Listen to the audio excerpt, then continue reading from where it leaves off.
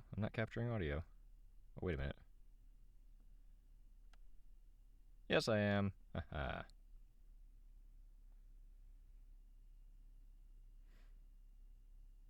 Noise floor is pretty high.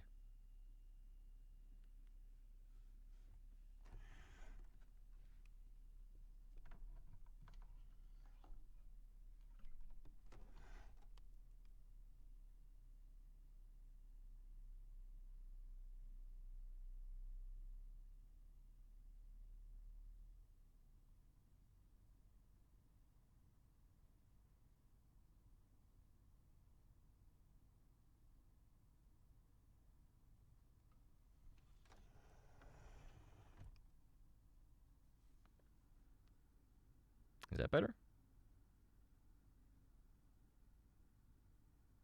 Yeah, that seems better. Okay. I'm pretty hungry, so this is going to be a short stream, just doing one chapter, and pretty much nothing else. So, let's get to it.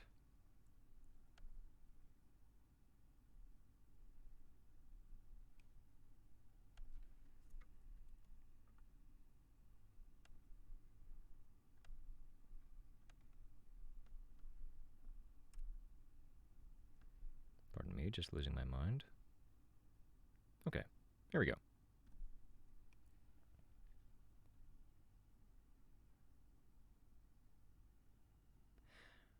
Arc 18, Radiation, Chapter 9. Kenzie sat back in a chair too big for her, a faint sheen of sweat on her face, illuminated by a monitor that was on fire. Screens to the left and right of her showed the ongoing fights with the Titans, a constant reminder that every minute of rest we had was a minute others were fighting and putting everything on the line. She didn't even seem to register it, most of her attention on a monitor where she outlined a three-dimensional shape for a component and rotated through a few art styles. Damn it. Yep. Rushing. I'm not rushing. Of rest we had was a minute others were fighting and putting everything on the line. She didn't even seem to register it, most of her attention on a monitor where she outlined a three-dimensional shape for a component and rotated through a few art styles and aesthetics, including hearts, stars, moons, and apples. Tinkers had left behind their equipment as they finished their shifts, creating a haphazard sort of workshop. Kenzie's contribution was setting up a variety of monitors in addition to the screens that were already there. The one monitor seemed to operate with flames silently pouring out the edges. With a heart I could... with a heat. Not a heart. A heart I could feel.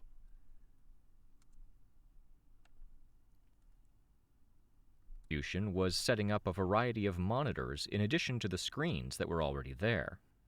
The one monitor seemed to operate with flames silently out the edges, with a heat I could feel from the back of the room, while another was a sphincter-like ring of red flesh quivering as it strained to yawn wide, a soap bubble film stretching across the gap, the de facto screen for displaying the video feed. The material fabricator that hummed on a table nearby was someone else's, posted with a very angry-looking piece of paper, scrawled with all capital letters, many underlines, and exclamation marks, instructing people to follow specific rules when using the device. A whole lot of juxtapositions. Workbenches with tools that looked like they'd been dragged through the end of the world, paint peeling from handles and spots of rust on blades. There were crosses and religious icons stuck in the piles, and then tinker stuff just laying there, often gleaming, bright and free of dust and tarnish for the most part. Even the stuff that was damaged wasn't damaged in the same worn-down way.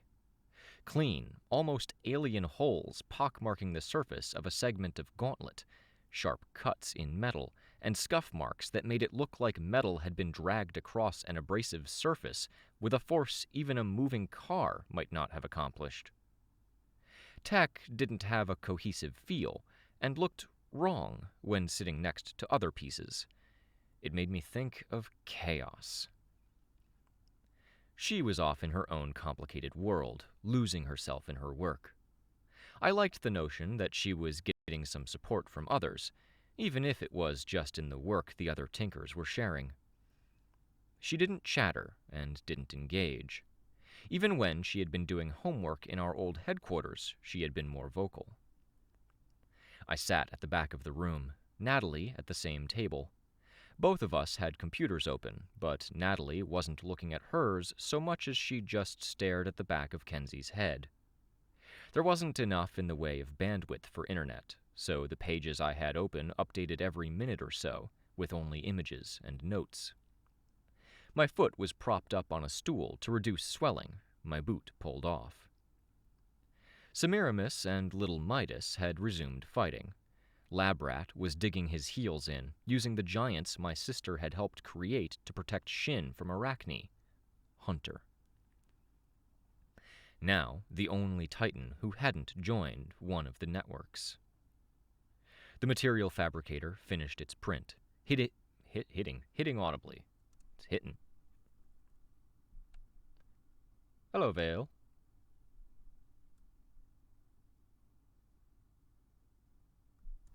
Now, the only Titan who hadn't joined one of the networks. The material fabricator finished its print, hissing audibly as Kenzie cracked it open, removed a circuit board, and then dutifully cleaned the device. You compared our fight against the Titans to humanity dealing with the Capes, I said. Natalie looked my way. Thinking on it some? Capes are naturally tied into society. We have secret identities, we need groceries, roads, power, internet. Titans don't have those limitations. True, Natalie said. I'm sure you could tear apart the idea. I'm not invested enough to defend it. I kind of want you to, I told her. I want to figure this out. I want to find a way forward, work out a plan. The whole idea of gathering information about these things is to inspire new lines of thought, or constraints we have to think within. This isn't the result of Tattletale's power or Kenzie's scan, but I want to explore it. I'm not an explorer, Natalie said. I memorize and theorize. I can talk in terms of what's established and what's likely, and work from a pretty solid backbone if you want me to sling out some maybes. Most of what I memorized doesn't even matter now. Keep me on track, then? I suggested. Throw out whatever comes to mind? Call me on my shit? I've had a bad track record of keeping you guys on track or effectively calling you out. I acknowledged. That's on us more than it's on you. If you want to map it to the Titans, we can't communicate effectively with them either. They're filtered out. They might as well be speaking a different language, to the point that even a game of charades wouldn't get through. If you want me to call you out, you at least had a choice. Yes. I think those choices largely made sense in the moment, but paint a bleak picture when you look at the big picture in retrospect.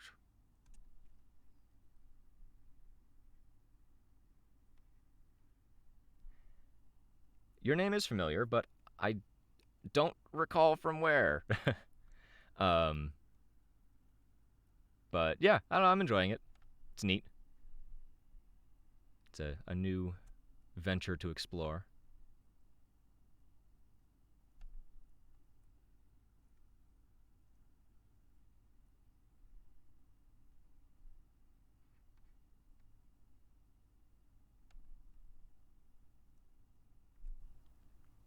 If you want me to call you out, you at least had a choice. Yes, I think those choices largely made sense in the moment, but paint a bleak picture when you look at the big picture in retrospect. They're making choices that make sense to them, I'm sure, she said. Fume Hood attacked us to drive us away, but there's something of herself in there.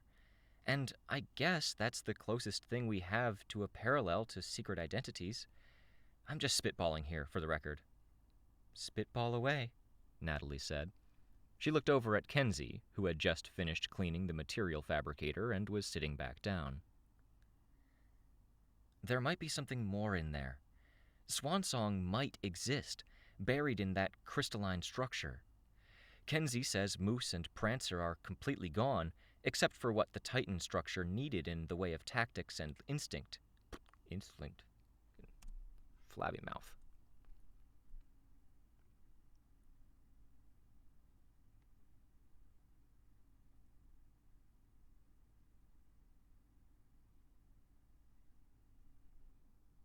Oh, no worries about interrupting. I check when I mess up, which is, somewhat frequent. So the hand placement thing, that's straight out of the box. That's using a program called VMagic Mirror. As for the lip sync and everything, that was handcrafted. Basically, I did that myself. It's not super hard. Basically, just there's many guides for it. Yeah, the model I created using, Vroid Studio. I'm not an artist by any means, so I did the best I could. But yeah, it's for the most part out of the box. But at least right now, there's no motion tracking. This is just kind of an idle animation thing that's built in, because I'm recording in a very dark closet, and the camera can't really track me in here. I tried, it didn't work. When I'm doing stuff at my desk, though, I have full motion tracking. I've got a hand tracker too. Yeah.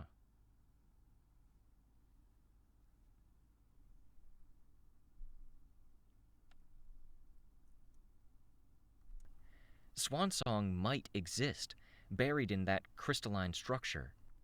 Kenzie says Moose and Prancer are completely gone, except for what the Titan structure needed in the way of tactics and instinct. Personality. Fume Hood isn't completely gone, apparently. There's a kernel of something. Apparently, Natalie said. So, do we pursue communication? I asked. I tried talking to her face. That didn't work. Maybe we go to the source. Through the cracks, into an environment where the Titans are supposedly full strength and your powers are reduced. Yeah, I said. Depending on how we did it, we wouldn't necessarily have the ability to dive into the crystals or access different facets of ourselves. Either way, it's immensely dangerous. With no guarantee it works, Natalie said. High risk, low odds. I nodded. And even if you do communicate, who's to say you talk to these powerful things and they listen? You could give them sound advice about the future and the big picture, and they could choose to press on or ignore you. I raised my eyebrow as I looked over at her. They could, absolutely. What they want in terms of society or the big picture isn't necessarily what you want. They barely see us because they're so caught up in their own agendas.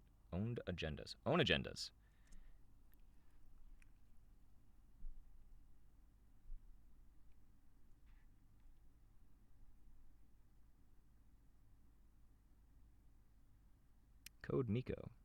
That sounds familiar. I'll check it out, though. Thanks for the tip. I shall look into that. Because, yeah, there's definitely a heck of a lot that you can do with all of this. It's crazy.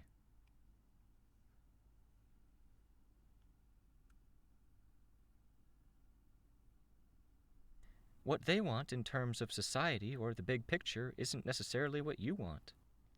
They barely see us because they're so caught up in their own agendas. They are in conflict, though. If we have an advantage, it's that we're more or less unified. Some of us are more aggressive, Natalie said. Others are focused on society and how society approaches them, or protecting the world from them. I'm sure a few are trying to profit. But we're united in the fact we want them gone, if that's even possible. People seemed to think we got close with Oberon, she observed. I wouldn't lose hope.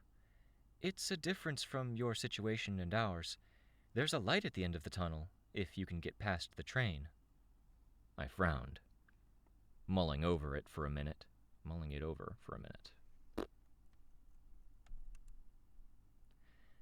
She frowns a lot. There's a light at the end of the tunnel, if you can get past the train. I frowned, mulling it over for a minute, watching Kenzie used a lot. I'm going to load Ward up on YouTube. At some point. When I do, so once Ward is done, I will compile it all and release it in actual audiobook format like I was going to do with Worm, but never got around to because it's insanely tedious work if you didn't plan for it from the... I did plan for it from the beginning with Ward, and so that'll be much easier. And in the process of doing that, I can upload it to YouTube.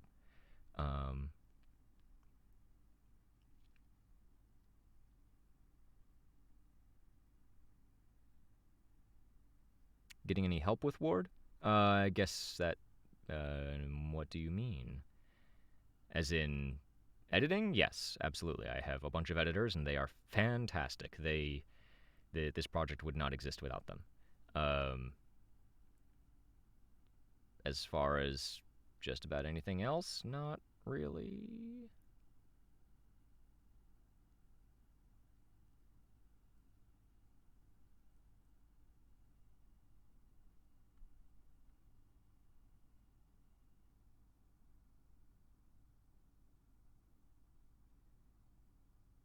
Well, thank you. Yeah, no, I'm not doing Ward all by myself, like from, full production. Absolutely not.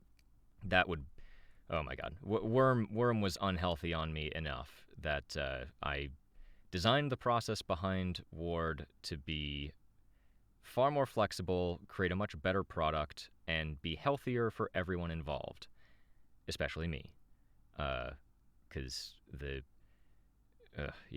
would be nights where I'd find out 10 minutes before the chapter was supposed to air that, suddenly, hey, there's nobody who's, they just bailed on me. They just disappeared, and now the chapter's supposed to air, and I gotta get this up, and I've never missed a deadline, so I guess I'm gonna record a chapter right now.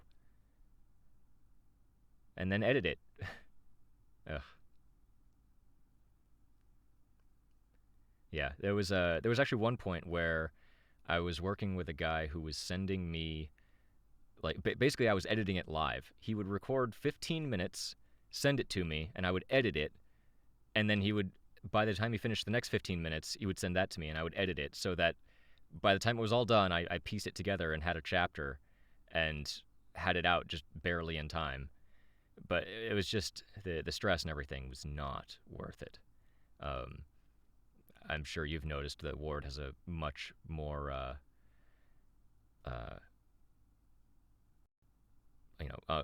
uneven schedule. I mean, the website says, what is it, Mondays and Thursdays? It's not.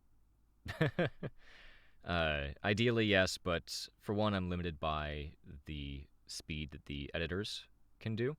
I'm not going to get on their backs because this is a volunteer project and I owe absolutely everything to them and I don't want to drive them away. So, yeah, that's, I'm limited by their processing speed. Also by how quickly I'm able to record these. But at the very least, we get one out a week. I think we've missed 1 week ever, and that was a few weeks ago. But that was mostly due to the string of several interludes in a row, which are always more difficult to organize. Yeah. Yeah, I enjoy it a lot. Part of me is looking forward to Ward being over, just mostly because it's been, oh my god, 7 years now, I think, of Parahumans, and I kind of want to do other stuff. But everything goes, continues as is. Ward should be finished in about 6 months. I'll take probably about a month of finalizing and packaging, getting it all up to YouTube, getting it in audiobook format and everything, and it'll be a fantastic piece once it's done. Honestly, I don't think I would. I don't think I would pick up Parahumans 3 if he did it. Maybe if it was 5 years from now, maybe. I depends on where my life would be at that time. I don't think he's going to either. Yeah, I find it highly unlikely. Had he gone the Discworld route and made Ward a series of much smaller stories, all disconnected from each other, maybe with some overarching bits that eventually come together in like a keystone piece, I could see more stories happening. But the way Ward was written, it's done. It's just done. There won't be any more. And then, of course, reading his thoughts about things after the fact, I would be astounded if he ever comes back to it.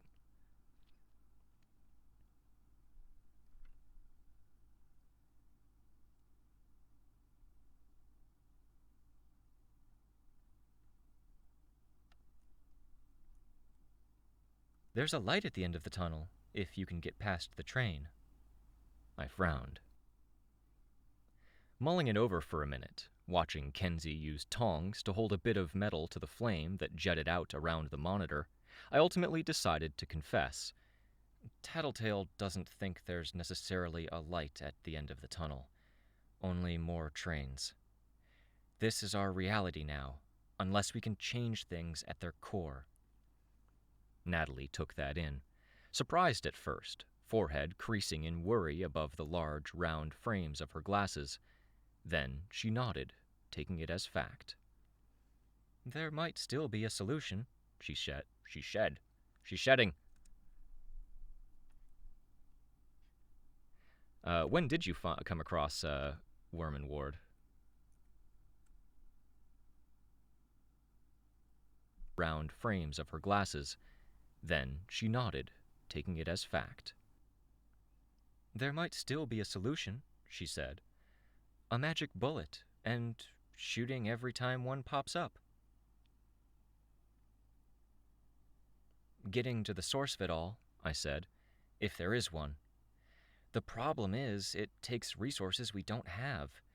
We got, I don't even know, 75% of the way with Oberon and Scotty, with our teams fresh, every hero alive and committed, and that last 25% would have left us unable to answer the next Titan. Then you add in that we stall them and hold them at bay to keep them from connecting up, and we potentially need to dive into the cracks, and we need to deal with our own shit. I wish I had an answer to that, Natalie said. Except maybe it's not in Breakthrough's capacity to do it. I'm doing what I can. I'll watch Kenzie and run any errands, pass on messages, be your sounding board, whatever I can do. I'm trusting that people more capable than I am can tackle it. If it's not Breakthrough, and that's very possible, maybe it's Valkyrie. Actually, I want to redo that line, because it doesn't need to be Breakthrough every time. 2014, 2015. So that would have been, let me think, right around the time that... No, wait, when did I finish? I think I started the Worm audiobook in 2014? That sounds about right. Which means I read it in 2013, probably.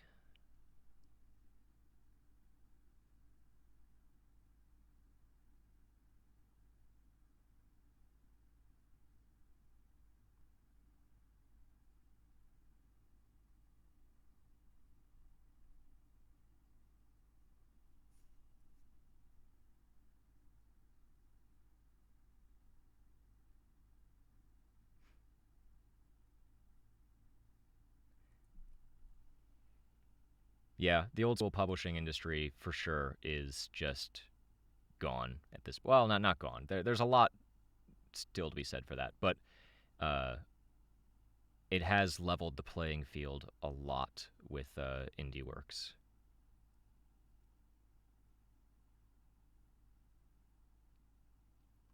Yeah. Early Worm is pretty rough. It definitely takes a little bit to, you know, find its pace.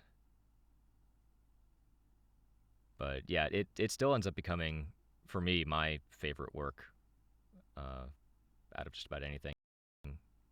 It's funny, my second read through, my first read through, I uh, loved Taylor, thought she was fantastic. And then as I read through recording the audiobook, uh, I I wouldn't say I disliked Taylor, but I I liked her, but I disagreed with almost everything she did. um, I think I was able to approach it more from, especially because I was recording the chapters, I was going through them much more slowly, and much more carefully, rather than just, you know, fire hose consumption. Uh, and I realized, yeah, she is very much a child with immense power.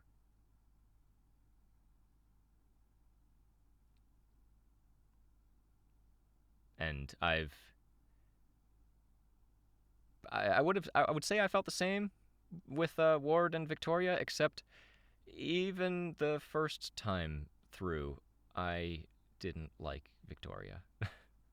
um, there's a whole, I could go into the reasons why, but pe- people have harped on it enough, um, that I just, I don't like her. There's reasons, but you know, people can like whatever they want. I don't care. Things could have been done differently, and this would be a very different world.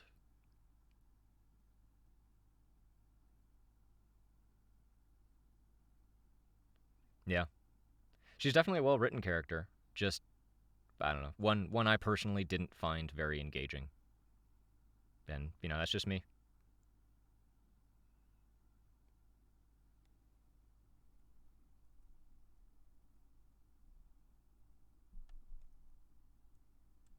Whatever I can do. I'm trusting that people more capable than I am can tackle it. Well, where the hell is that line? Oh man, Kenzie. I I don't like Kenzie. I just don't like Kenzie. I She's kind of a monster. I know it's not her fault.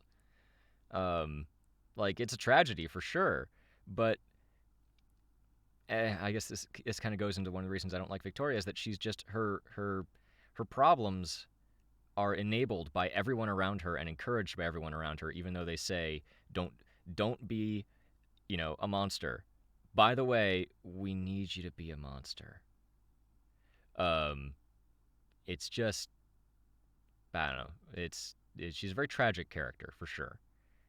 Um, Definitely feel bad for her, but man, there's a character that needs to have, I think, a very different ending than the one she got in Ward. That it was too, she was too free to destroy herself, or continue destroying herself at the end of Ward. Um, where, I mean, and then there was things like, talking about her, like, overheating her brain by shoving so much tech through her eyes. Like, that should have gone somewhere. There should have been consequences, but instead it's just, wow, you are destroying yourself. Don't do that. But, stop after we finish this. Um, yeah, I don't know. I didn't like that. Tattletale, though, Tattletale's fantastic in both Worm and Ward. Just excellent.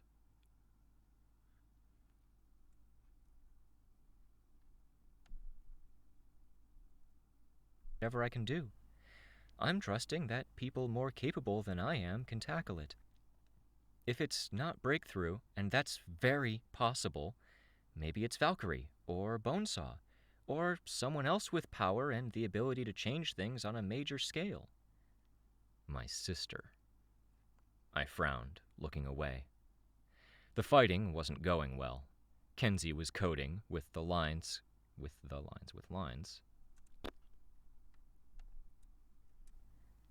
My sister. I frowned, looking away.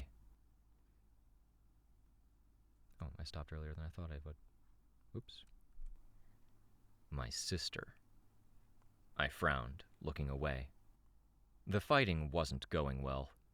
Kenzie was coding, with lines connecting blocks of code across what looked like 3 dimensions and 6 different monitors. The monitors on her far left and far right showed the encounter against Titan Ophion, Mr. Bao. I could follow on the monitor ringed by open flame. The Titan was as tall as a 12-story building, but the monsters he had just made were taller than him. They surged forward on limbs that were still mutating, one covered in brightly painted blisters, and the other narrower, leaner, and meaner.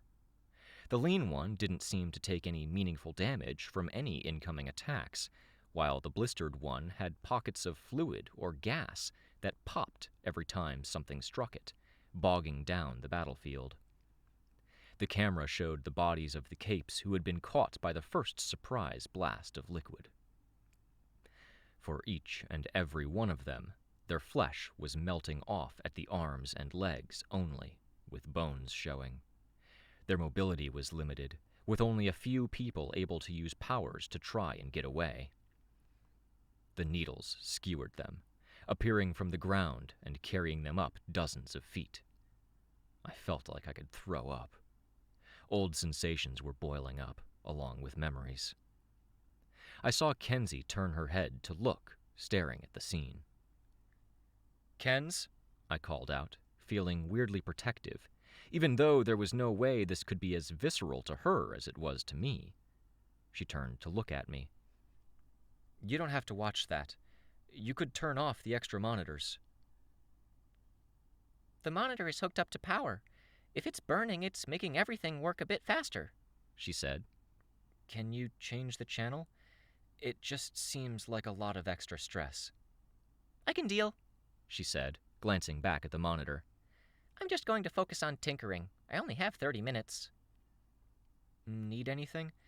Tinker-friendly snacks? Drinks?" I kind of wanted a distraction. "No, thank you.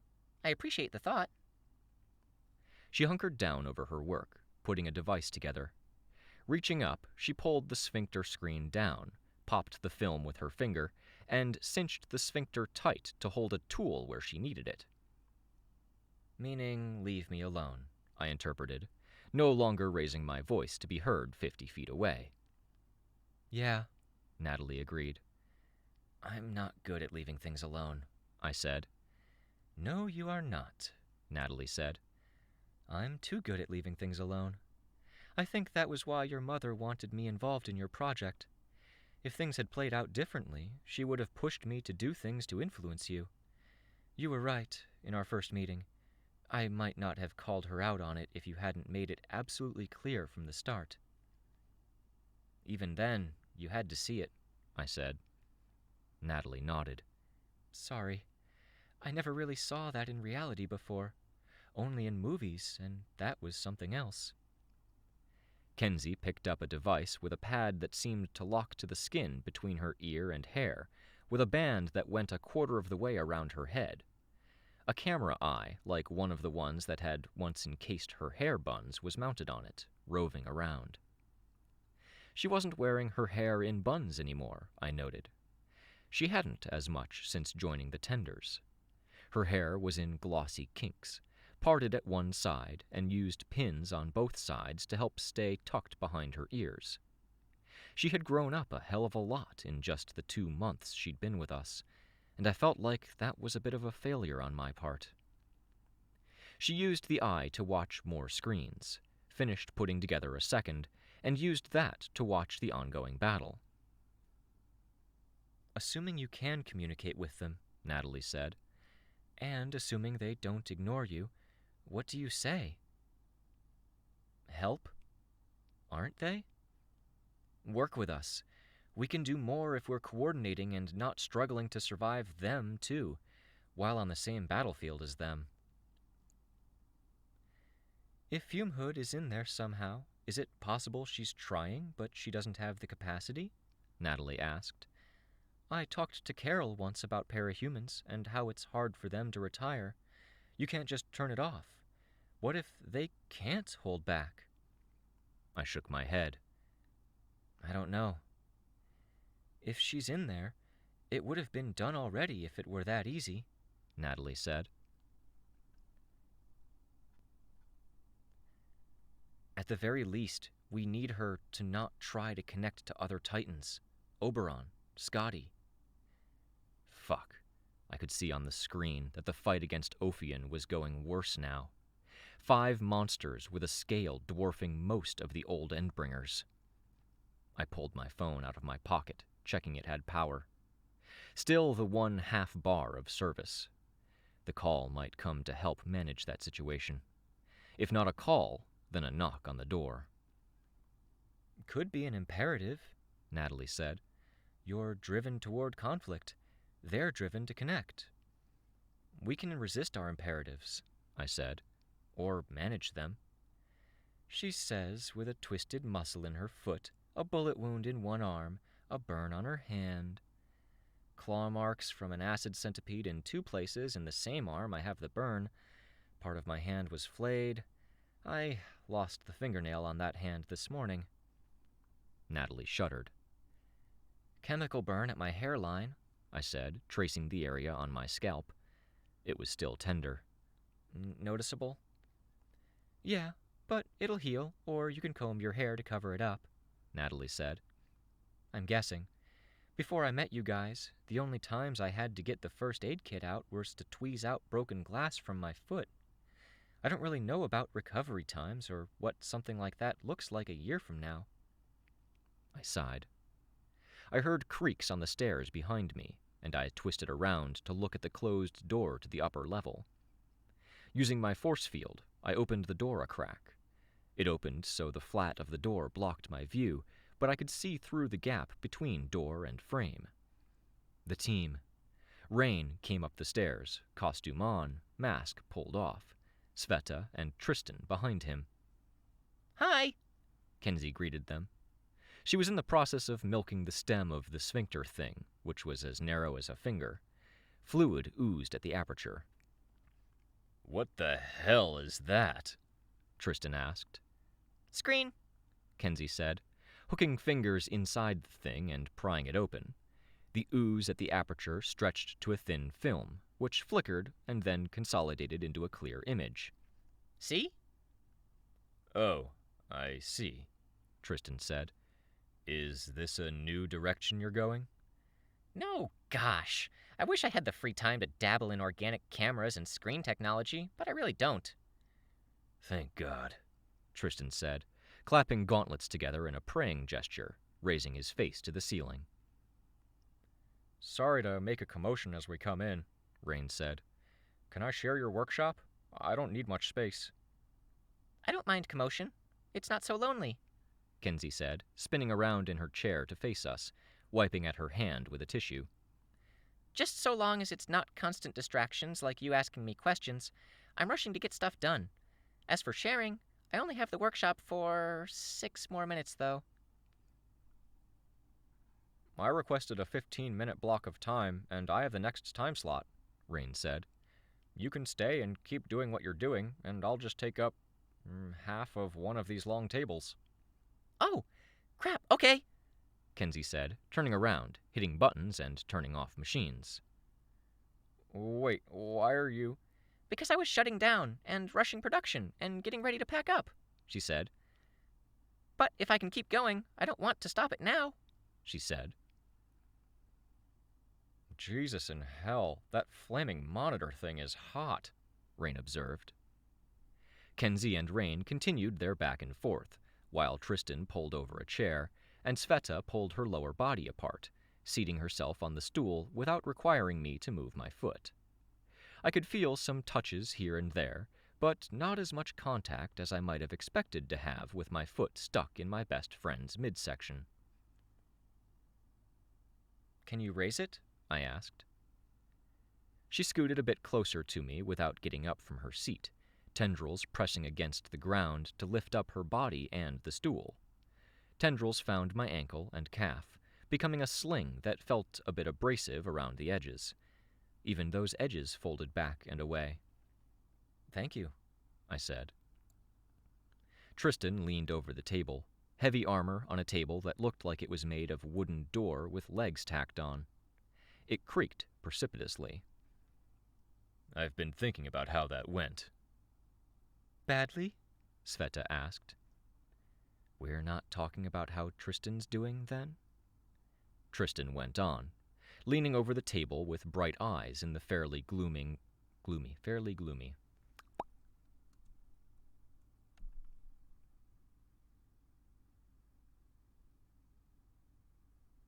Oh yeah, Demon Souls. No, sorry, it was Dark Souls 2, actually. No, not a specific set of games. For the moment, just taking it as it goes. We'll see if there's something specific jumps out to me. I've never really been one to play something super long term. I tend to dive in and hit a game very hard for a short span of time and just max it out as fast as possible. But I don't know, there's some things that I do semi-long term. Like I'll play Destiny 2 for months. But yeah. Never actually played Baldur's Gate, either of them, but I've heard that one draws people in. For me, I mean, especially open world games like, get to Skyrim and things like that, I don't handle those well. I have to do absolutely everything. And that doesn't go well with the obsessive completionist, that massive open world stuff doesn't go well with the obsessive completionist aspect. Oh, nice. A custom Undersiders party for Baldur's Gate 2.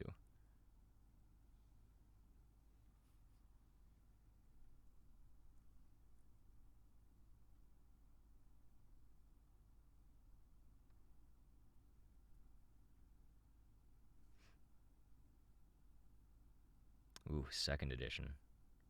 Man. I think I only ever touched second edition once.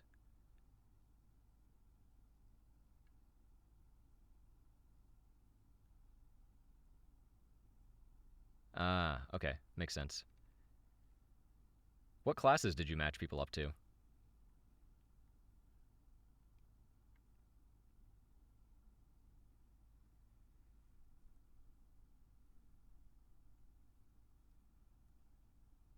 Okay. Sveta asked. We're not talking about how Tristan's doing, then? Tristan went on, leaning over the table with bright eyes in the fairly gloomy workshop space, a serious expression and a tone ready to dive into this. It reminded me of one fight that Byron and I got in. That I got in, really, against Paris. I didn't give Byron... One fight that Byron and I got in. That I got in, really, against Paris. I didn't give Byron much of a chance to participate. It went badly then, too. The kind of bad where you kick yourself after, because you know you could have done better. Could we? Sveta asked. I mean, I made small mistakes, but... Big picture, Tristan said. Big picture, we each did what we do best. You make bridges. You made bridges. He's not a bridge builder. He just happened to make them. Big picture, we each did what we do best. You made bridges and kept buildings from falling down. You supported things. Victoria and I kept our strongest capes in the fight and evacuated people. Rain has limited powers after last night, but he's a walking toolkit, and he helped keep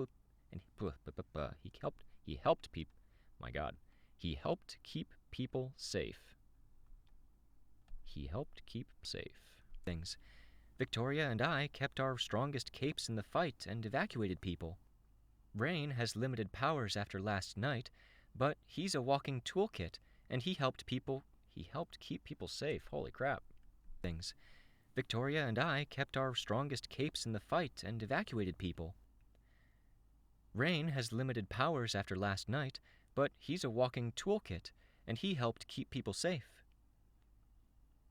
It feels like we went into it emotional, tired, and raw, Tristan said. We lost sight of broader objectives.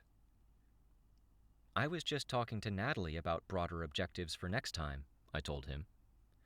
I don't want to dwell on what happened last time, so much as I want to make sure we have a game plan for next time.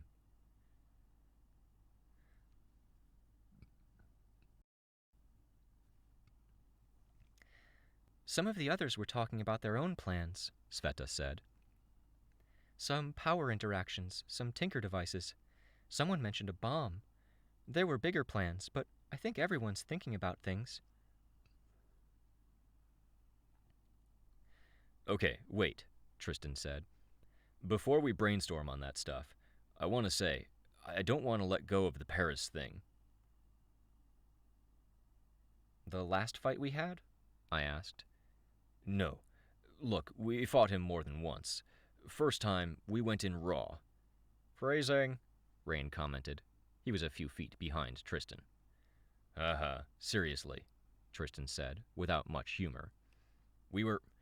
I was emotional, rushed.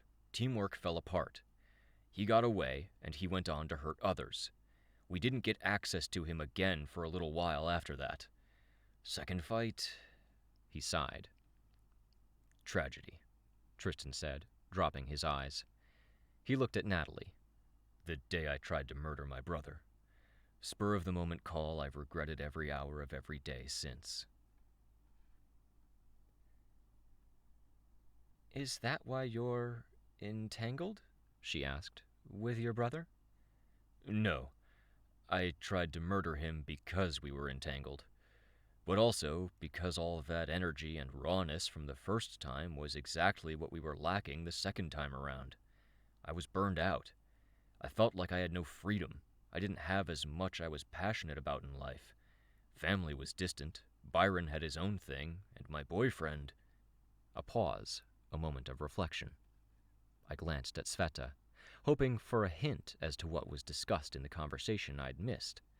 Nothing in her expression. If I were a different person, what we had would have been perfect. Now, I'm a bit of that different person. Part of what I took away from it was that fighting when you're low and fighting when you don't feel you have as much to lose is really fucking dangerous. Not just for yourself. I could, through the sling of tendrils that held my foot up, feel Sveta tense and adjust internally. Would it have been better to let Paris go? I asked. Considering what I ended up doing, yeah, Tristan said. He would have hurt others. He's a violent bigot. He might have taken lives. I know, Tristan said, and people might have stopped him. I was saying something similar to Victoria earlier, Natalie said. The onus isn't on this particular group to handle the crisis. It's okay to back down and let others be the heroes and heroines. What if the only way forward is if everyone is striving to be better? Yup.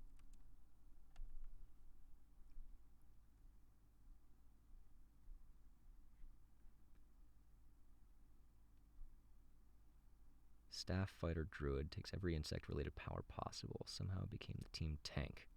That's true, yeah. Plans usually send in bugs, then charge. Lisa, crossbow, jester kit, bard. Yep, I see it. Use her taunts to expose enemy weaknesses. Brian, fist, dark moon monk. Yes. As much as possible. Wild mage. Alec has a wild mage. That's an interesting one. Shadow dancer. Yes. That works very well. And yeah, Beastmaster, of course.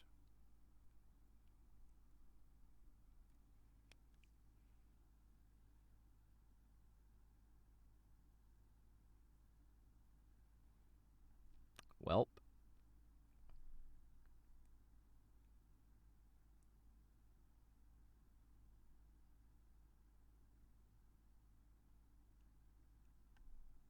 Wow. Alright, that's good. I like it.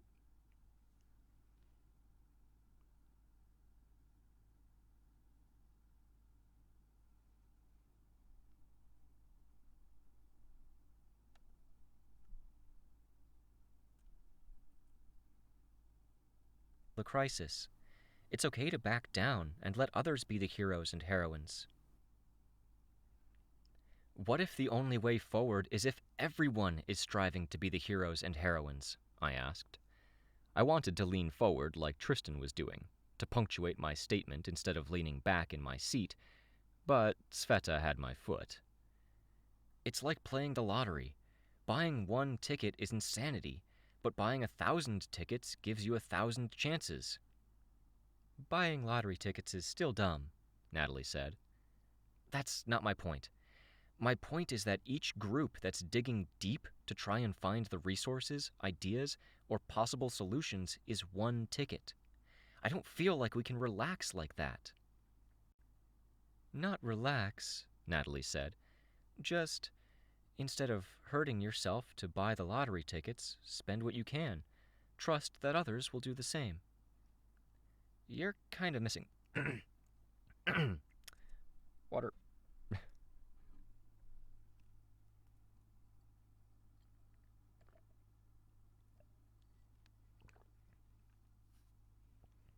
You should be able to post a link.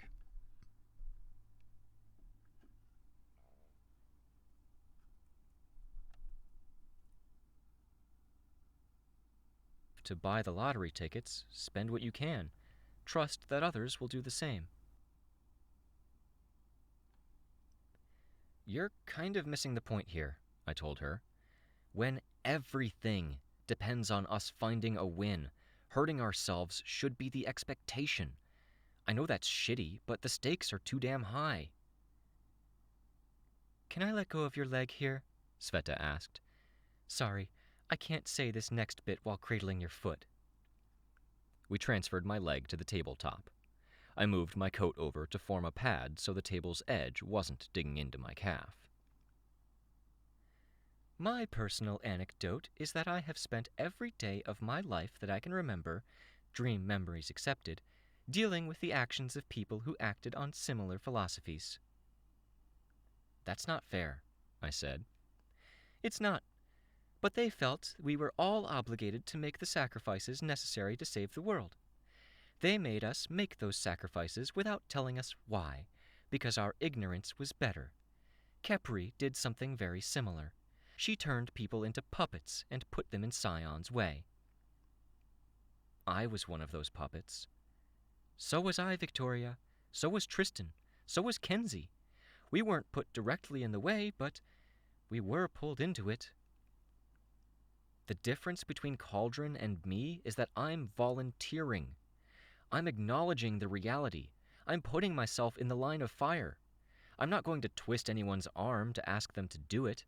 If any of you feel like you can't do it, I won't hold it against you. You might, Sveta said. I know you. You'd make the judgment, but you wouldn't act on it. I frowned. I would too, she said. I know you'd make that call for yourself and yourself alone, but it's not a huge leap to expecting others to. It kind of is, I said. Okay, fine, I'll clarify. It's not a huge leap from feeling that way to subconsciously acting on it. It's the same kind of thinking to what motivated Cauldron, and it's really disquieting to think my friend can get so close to being that kind of a... Natalie asked. I hate that word, Sveta said. Sorry. Not really the word I wanted, Sveta said. I don't think you're Cauldron, Victoria. I do think that Tristan's right. We're tired, and we might get through this next fight intact. We're tired. Odd wording. I will click that when I'm done recording, because I am very curious. I don't think you're cauldron, Victoria. I do think that Tristan's right. We're tired, and we might get through this next fight intact. We're hurting. We're burned out. Last night with the dream was hard enough. It wasn't all that long ago that we stormed the teacher base and lost Ashley in the process. When I talk about what happened in the second fight against Paris, I'm not making excuses, Tristan said. I'm saying we do awful things if we lose focus at the wrong times. I want that focus moving forward. I want a game plan. I want teamwork. And if we're going to make necessary self-sacrifices to step onto this battlefield, then let's make sure there's a point to it. I could hear the conviction in his tone, and I could see the concern on Sveta's face at that conviction. But Sveta nodded. Agreed. Best if we can do it without the sacrifice, Natalie said. One of the old patrol leaders once accused me of being too close to the world of capes, I told her. I worry you're not close enough to see that might be an option. Maybe, she said, but as someone who's been watching this group from afar for a while, I'm worried that some members of your group would sacrifice themselves even when it wasn't necessary. I don't know if you're talking about me, Rain said, but I have an excuse. I was raised by a really stupid doomsday cult. He held a fixed-up mechanical arm, and that arm held up a dusty cross that had a stick figure with boobs carved into it. Wow, Tristan said, leaning back in his seat, looking at the thing. He reached back for it, and Rain moved the arm to place the cross in Tristan's hand. Tristan turned it around, revealing a snake made of dicks carved along the longer arm of the cross. I was talking to some of the wardens, Sveta said, taking advantage of the lull in the conversation. They're handling some of the bigger plans. Teacher is one resource. He's captive, and he's telling us stuff they didn't know. Got that, Kenzie called out. I'll print it out downstairs. So she was listening. More back to normal now? Armstrong asked me to join a discussion about Case 53s, do some tests, get scanned, have some thinkers look at us, Sveta said. Kenzie got some scans of things. Do some tests, get scanned, have some thinkers look at us, Sveta said. Kenzie got some scans of things, others have their own data. We're thinking maybe the Case 53s are closer to what Titans are than humans. Maybe there are insights there. It's a bit of a reach, in my opinion. When do you go? I asked. Soon, after this conversation. They don't think it'll take long, and we wanted to avoid having me and some of the other Case 53s in one place. Some are pretty hostile still, and they're stressed out. Shit. It sucked it was the case, but I was glad my friend was going to be around tonight. Makes sense. Sveta went on. On a similar note, Tattletale said the Thinkers are analyzing Titan Fortuna and the Simorg. With those two, you can never be sure, but it looks like they aren't aligned. The Simorg is interfering with the information Fortuna is trying to transmit to her network. To do what? Rain asked, interest piqued by the mention of the Endbringer. No idea, Sveta said. Could be a misdirect, he said. Sveta nodded. Could, absolutely. But once you start thinking like that about a precog, there's no coming back up for air. It sucks you down. With Contessa, we found a possible in. A weak Case 53 that Thinkers could... Okay. It didn't seem that weak to me. For air. It sucks you down. With Contessa, we found a possible in. A weak Case 53 that Thinkers couldn't see clearly. We helped him get stronger, mostly by giving him a chance to figure out how it worked. And then we moved fast. We should move fast. We should move fast. We should move fast. Mostly by giving him a chance to figure out how it worked. All right, have a nice night, Vale. Thanks for chatting. and then we helped him get stronger, mostly by giving him a chance.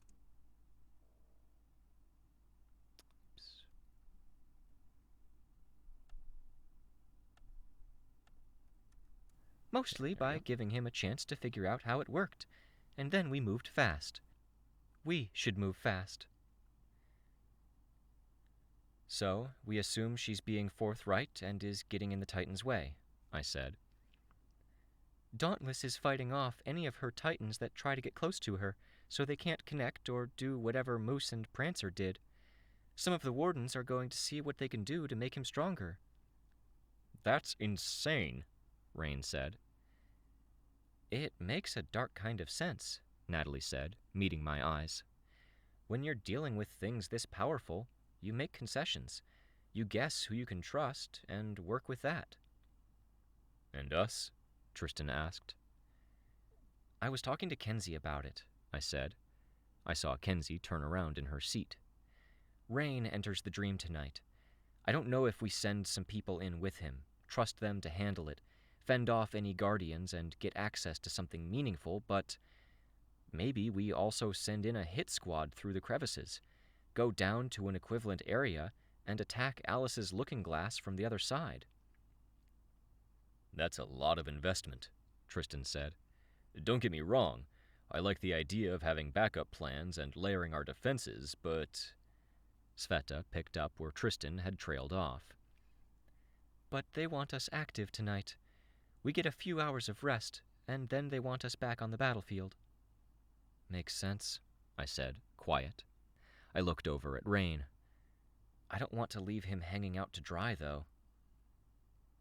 I don't want you to either, but we were just talking about the sacrifices we have to make, he said. I think you could make the pitch and they might listen, Sveta said. Especially if we let them make the call on who to send. It's hard to part with capes, but it's also a chance to get in there and take another look at the system. I felt a little nervous about the idea. I'd fixed something broken diving into there. Would a second contact ruin things? Or worse? It's something to think about, Tristan said, nodding to himself. There was more noise at the stairs. Another arrival? Shoot, are we out of time already? Kenzie asked. No. Are they early? I opened the door again. You never did explain how you can do that now, Tristan observed, reaching 10 feet away. Full control? Ever since last night. Since you were burned to a crisp by the Titan-like thing with all the hands, or since you merged with the system for a second? Tristan asked. I shrugged. Vista poked her head around the door. Everything okay?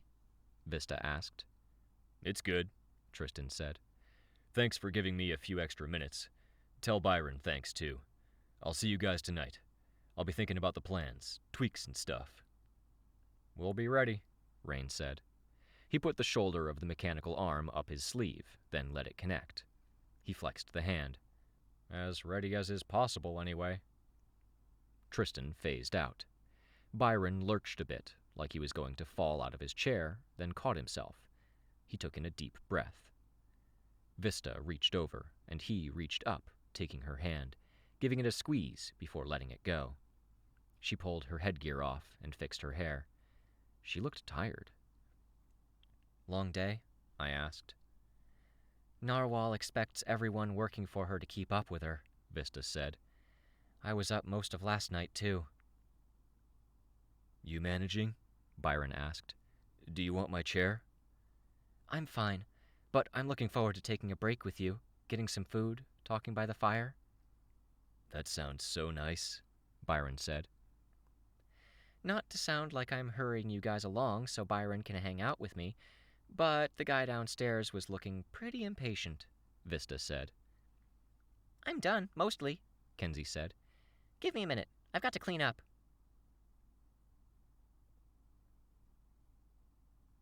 I'll clean up if I can start right away, a voice said at the door. The voice came from a gangly-looking dude with a cutout in his mask, just below his mouth, so a beard caked in gel could be shaped into a crescent. You'll follow the instructions exactly? Kenzie asked, hands on her hips now. Soup was very specific. I don't want to get on his bad side. I will, the guy said. I'm leaving some screens behind. They aren't really efficient to carry with. And there's a visualization socket. You can plug any data device in and it'll visualize every bit of data you've got. All pictures, all models. Can I get to work? Okay, Kenzie said, smiling. She winked. check it out though. I will. He grabbed boxes from under the tables and began unpacking them before Kenzie was fully done. She gave a box of Tinker stuff to Rain to carry, then gave me another. As a group, we filed out, down the creaky wooden stairs, past the lower level where Tinkers with heavier gear that wouldn't make it up wooden stairs were working, and into the cold evening. Kenzie was still putting on her winter jacket as she stepped outside, and I gave her a hand, tugging the collar behind her neck up into place. I missed your name, I heard Vista. Natalie, team lawyer. Natalie, yes. I remember the team lawyer thing. You were there when we Consigned some prisoners to the prison world. Natalie. I missed your name, I heard Vista. Natalie, team lawyer. Natalie, yes. I remember the team lawyer thing. You were there when we consigned some prisoners to the prison world. I was. Thanks for backing these guys up. They're some of my favorite people.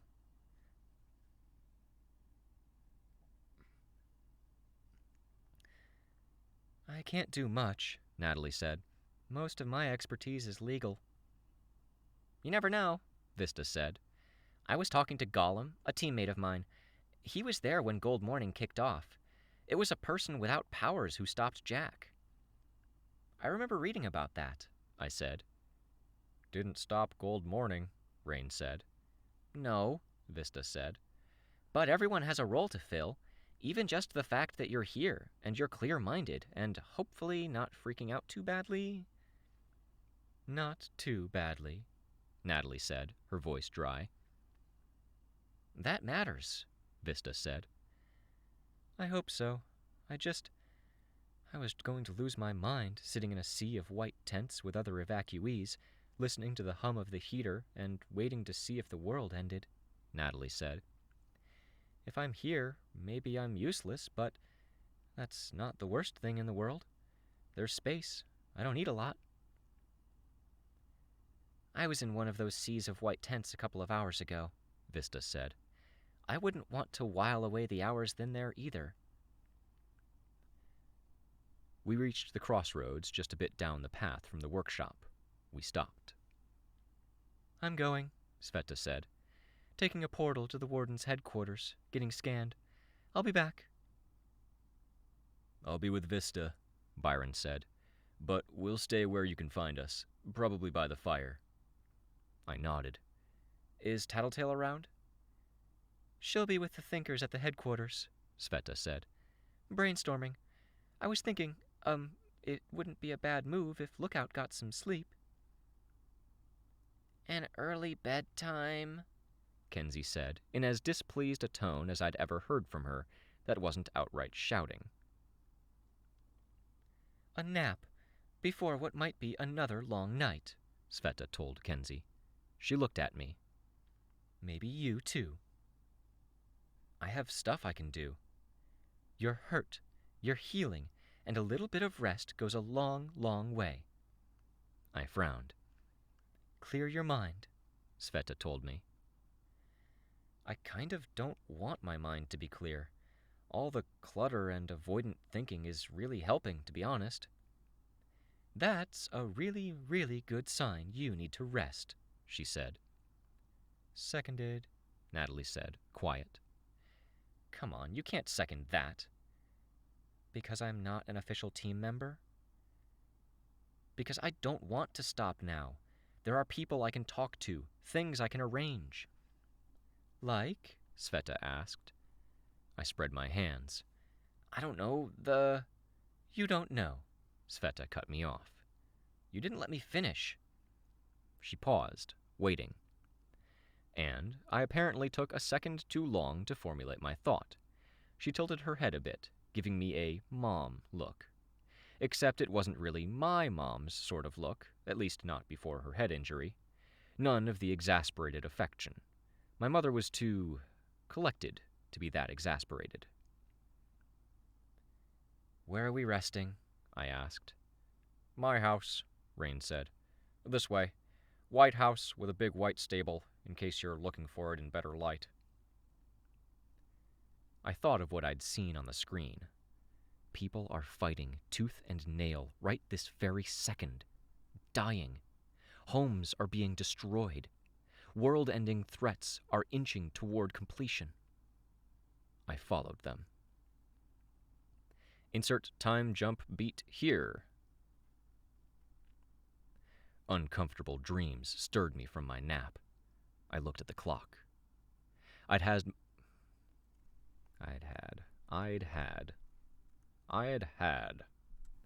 Uncomfortable dreams stirred me from my nap.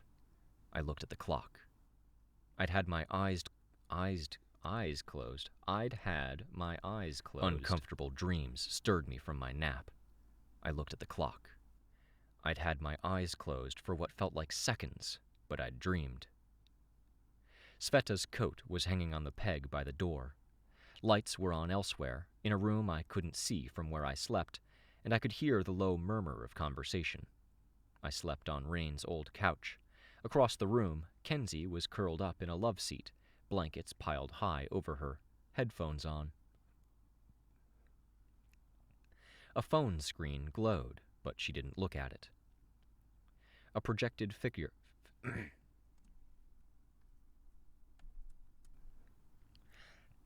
A phone screen glowed, but she didn't look at it. A projected figure sat by her. A man with dark brown skin and no face, a book on his lap, like a ghost. From the headphones she wore, I imagined it was a book on tape, reciting from whatever he was supposed to be holding. We were all just trying to deal. I felt the disorientation of going to sleep in the dark and waking up in the dark. I could see a number on a radio or device above the television, reading 9:20, and for a moment I couldn't figure out if it was evening or morning. But there was other disorientation. There was other disorientation. 9:20. And for a moment, I couldn't figure out if it was evening or morning. But there was other disorientation, other unease. I put my hand out, a force field hand, and it felt, without tactile sensation, but with an awareness that wasn't human, like it was unsteady, uneasy. Like if I could sleep, if I let my guard down, I'd lose it. I focused for long minutes on steadying it, getting it even again, until I felt comfortable with how it would move if I asked it to move. Then I exhaled. In roughly an hour, Rain sleeps. I could get up right now, and the others would tell me if we were good to go. Capes without powers in the dream world, functioning inside Alice's looking glass, digging into the systems. Spelunking into the crevice to access the crystal. In the dream world, functioning inside Alice's looking glass, digging into the systems. Spelunking into the crevice to access the crystal from the side closest to our world. Or being told by the wardens that we had to go fight a titan, that we can't spare the manpower. In a way, I hated every answer. There was a security in every answer. Why was it so much easier to think clearly with a head on the pillow when we were furthest from being able to handle those crises that came to mind? I touched my hair where I'd been touched with a brush of gas. A wisp of the more noxious stuff must have seeped in through the mouth of the force field, touching the top of my head. It still stung. I was in the midst of gathering up my energy, ready to throw off warm covers and face unpleasant reality, when my brain slipped a gear. Natalie, as a member of the team, a mental image of Natalie in the dream room. I used flight to get free of the covers, wincing at the momentary pressure of heavy fabric. Heavy fabric. Of heavy fabric. Natalie, as a member of the team. A mental image of Natalie in the dream room. I used flight to get free of the covers. Boy, I'm Natalie, as a member of the team. A mental image of Natalie in the dream room. I used flight to get free of the covers, wincing at the momentary pressure of heavy fabric. Natalie, as a member of the team. Fabric. A mental image of Natalie in the dream room. I used flight to get free of the covers, wincing at the momentary pressure of heavy fabric on my foot. I floated into the other room so I wouldn't make the floor creak. Didn't matter. I had just reached the massive kitchen with its central stove when Kenzie appeared behind me. I put my hand on her shoulder. Byron had only come in recently from the cold. Though his face wasn't flushed, he had a few stray snowflakes and water droplets. Rain sat with Chastity, cards on the table in front of them. Natalie was frying something on the stove, while Sveta sat on the counter, watching. It smelled like hash browns. I have a suggestion, I said. It might be too late. It might cost me respect with Sveta, at the very least. What's the suggestion? Sveta asked. Is there anything saying we can't bring non-capes into this? Which part of this? Byron asked. Every part of this. Getting them into the dream room. You need powers, Kenzie said, to connect. Is it powers? I asked. Or is it having a corona, the node in the brain that... I know what it is, she said. I mean, we can try. Then the attack squad, getting people into the cracks, into that weird landscape. If powers are turned off. Then the attack squad, getting people into the cracks, into that weird landscape. If powers are turned off, like they are in the dream, or if they're weak, like they are if you dive in there, it doesn't really impact them, does it? The unpowered? You want to bring the patrol into this? Sveta asked, sounding doubtful. Yes, but others too. Natalie and I were talking about the human-cape dynamic and how it compares. One advantage humans always had over capes is that they outnumber us. They decide what society is like, and we nudge it and fuck things up sometimes. But they decide. Well, humans really outnumber the Titans. That's a lot to ask, Rain said. Depending on how it goes, it could be really fucking ugly, I said. It could be a massacre. It could also be a massacre if they stay home and do nothing. Sveta stared at me, her expression serious. I could read her mind, really. I was just talking about this, she thinks. Asking others to make sacrifices. We gather an army, from the tent cities, as necessary. If Natalie wasn't comfortable staying, maybe some other able-bodied people are restless too. Heroes play defense. Maybe the wardens thought of this, but they didn't have a great idea about where to send the civilians if they used them. Maybe they're defaulting to a mindset of wanting to protect the citizens and handle things themselves. Maybe they don't want to throw away lives against an enemy even capes can't stop, Sveta said. We have jobs we can give them. We make an army and they dismantle, bomb, target, whatever. But they fill in that spot accompanying Rain into the dream. They spelunk into the crevices. They interfere. I'm sure we have the data to know where and how to attack, I said. But we make it clear this is our world, and, to a degree at least, they have to adapt to us. We use our numbers. The room was quiet, except for Kenzie clicking on her phone. I looked at Sveta again. We'll give them all the facts. Let them volunteer. We're not choosing sacrifice for them. We're letting them make the choice. There's no time, Byron said. Then we get moving now, I said, and we arrive late. I looked at everyone. I met Sveta's eyes last, searching her face for an answer, for permission to take this idea to the wardens, looking for a confirmation. one small nod.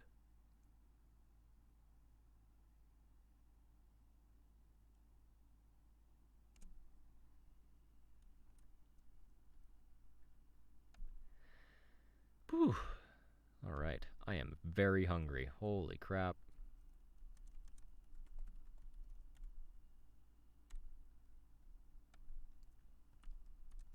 Oh my goodness. Alright, 18.9, radiation. Doot. Yes, save. Okay. Alrighty. So, I'm not going to make you, once again, sit through my finalizing process. It's boring and nobody would enjoy it. So, if you do care about that, I don't know, let me know. But you probably don't. It's basically just clicking a few things and then waiting for a minute or two each time. So, yeah, I'm going to cut things off here. Thank you, Vale, for coming in and chatting. Thank you, anybody else who watches this or is watching or pops in later. Who knows? I shall catch you all next time.